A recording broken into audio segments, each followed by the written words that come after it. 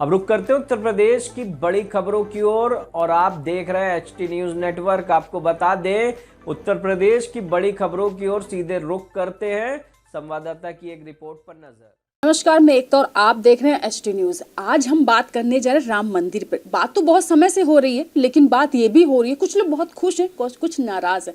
कुछ ने कहा था कि हम जाएंगे, कुछ ने कहा हम नहीं जाएंगे, लेकिन जैसे से समय पास आया, डेट पास आई, तो सबका मन हो गया नहीं जाएंगे ही। लेकिन कौन पहुंचता कौन नहीं पहुंचता ये तो 23 तारीख को पता चलेगा, 22 तारीख के बाद। लेकिन ये 22 तारीख प्राण प्रतिष्ठा जब से शुरू हुई है, कई वाद विवादों में घिरा हुआ है। किसी का कहना है कि जब राम मंदिर पूरी तरह से कंप्लीट हो जाए, बन जाए, उसके बाद प्राण प्रतिष्ठा होनी चाहिए। लेकिन अब पहले क्यों कर रहे हैं?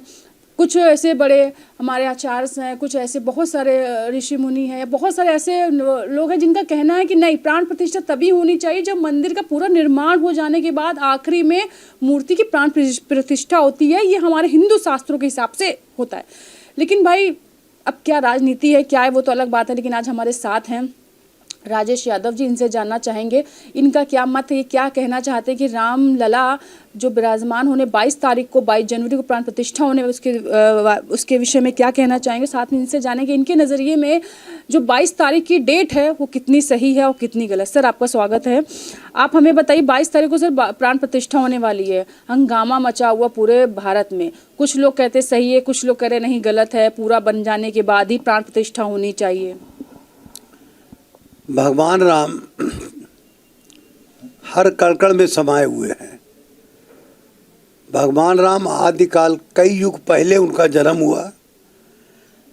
राजा दशरथ के पुत्र थे और उन्होंने जो त्याग तपस्या की और सब कुछ बलिदान कर दिया, यहाँ तक कि अपनी पत्नी की भी परीक्षा ली। ऐसे व्यक्ति की प्राण प्रतिष्ठा या मंदिर एक निमित्त मात्र है, वो तो रोम रोम में बसते हैं। जहाँ तक राम मंदिर की बात है, वो भी अयोध्या की, मैं इस आयोजन को समर्थन देता हूँ, क्योंकि मैं भी कृष्ण भक्त हूँ, राम भक्त हूँ। कृष्ण हमारे वंशज थे और राम बहुत बड़े देवता थे। मैं सभी से अपील करता हूँ कि बिल्डिंग का मतलब नहीं होता है, प्राण प्रतिष्ठा का मतलब होता है। अगर वो प्राण प्रतिष्ठा समारोह हो रहा है, जिनको वहाँ का पास मिल सके या दूर से या अपने घरों में, उस कार्यक्रम में भाग जरूर लें। अच्छा सर, मैं एक सवाल यहाँ रोकना चाहूँगी, क्योंकि प्राण प्रतिष्ठा पूजा पाठ का दायित्व जो होता है पंडितों, पुजारियों, मतलब जो मंदिर बड़े बड़े हैं वहाँ उनको दिया भी जाता है। लेकिन हमारे देश के चारों शंकराचार्यों ने जाने से मना कर दिया। उनका कहना है कि ये धार्मिक चीज़ें, राजनीतिक इसमें हस्तक्षेप ना करें, दूर रहें। या फिर ये हो सकता है कि भाई जब पूरा बन जाने बात करना चाहिए तो हम भी आते, पर उन्होंने जाने से इनकार कर दिया। हम सभी शंकराचार्यों को प्रणाम करते हैं, वो हिंदू धर्म के सिरमौर हैं। लेकिन इसके बावजूद भी मैं कहता हूँ, जब न्योता किसी का मिला है, और न्योता कभी सरकार नहीं देती है, वहाँ की समिति ने दिया है, और समिति सरकारी पक्ष का भाग नहीं होती है। राम मंदिर किसी का भी नहीं है और हर व्यक्ति का है, चाहे वो हिंदू हो चाहे मुस्लिम हो। आपने देखा कि बड़े बड़े मुस्लिम नेता जो कि अयोध्या में रहते हैं, उनको भी निमंत्रण दिया गया है। मैं अपने आचार्य से कहता हूँ कि भगवान तो एक छोटी सी मूर्ति के अंदर होता, चाहे वो तालाब के सामने हो, चाहे वो घर में हो, और चाहे जंगल में हो। आप बताएं, अयोध्या तो बिल्कुल सही जगह पर है। हिमालय की कंदराओं में भगवान शंकर के सब तीर्थ स्थल हैं। वहाँ कैसे लोग जाते हैं और कितनी परेशानियों में जाते हैं। इसीलिए मैं जो भी कार्य हो रहा है, मैं इसका व्यक्तिगत रूप से समर्थन करता हूं।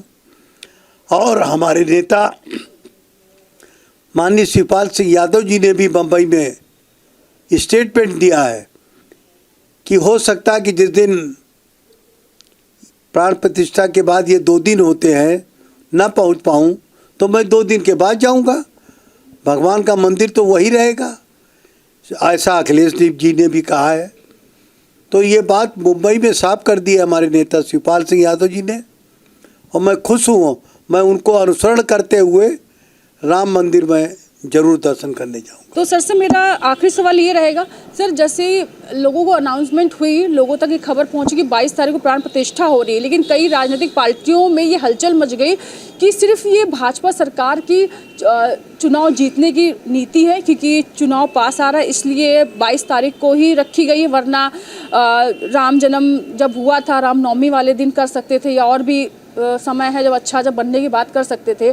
और एक बात और सर, सबका कहना है कि जो एक स्लोगन चल रहा है कि जो राम को लाएं हम उनको लाएंगे, तो कहीं ना कहीं चुनाव में इनके लिए बेनिफिट साबित होगा ये प्राण प्रतिष्ठा 22 तारीख। आपकी बात से मैं सहमत हूँ।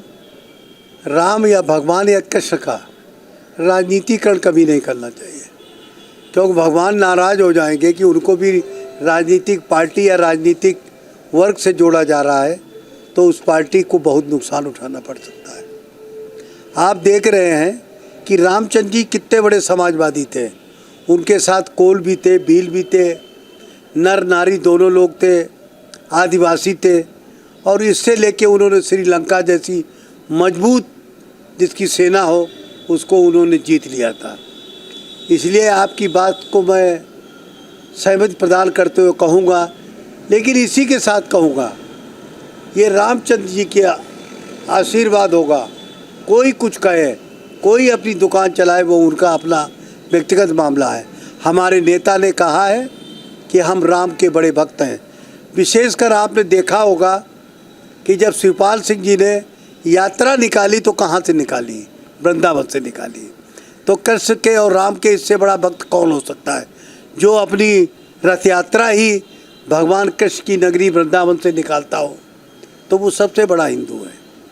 तो मैं इस बात के लिए सभी देशवासियों को कहते हैं, जब भी समय मिले कोई भी धर्म का व्यक्ति हो वहाँ पर जाकर सजदा जरूर करें।